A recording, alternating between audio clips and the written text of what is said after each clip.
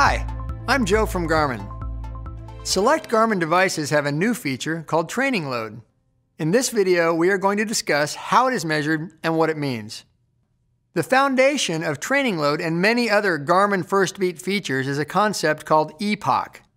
EPOC refers to excess post-exercise oxygen consumption, and it is the heart of how Garmin evaluates your running, riding, swimming, or other exercise.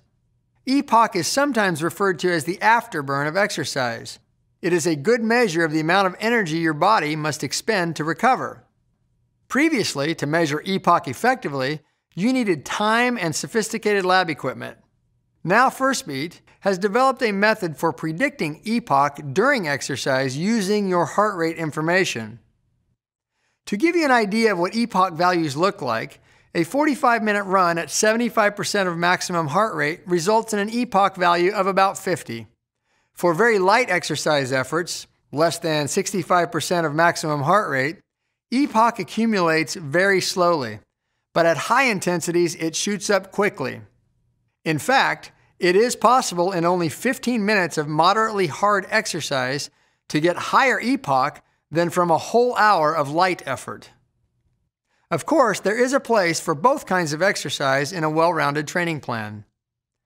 Since EPOC is a great quantitative measure of exercise, it is also an appropriate way to look at overall training load.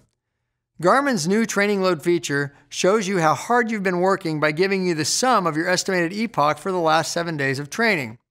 You can see your training load on your compatible Garmin device or on Garmin Connect, where it is also plotted over time. This feature also shows if your recent training load has been within your optimal range, where you can expect to maintain or improve your fitness without overdoing it.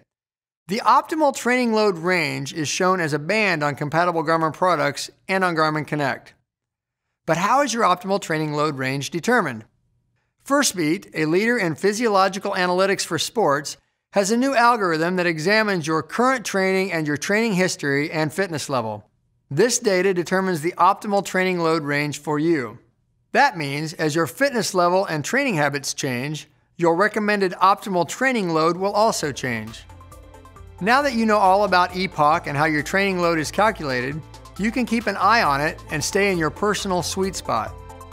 For more information about physiological metrics and how to use them to your advantage, check out the other videos in this series.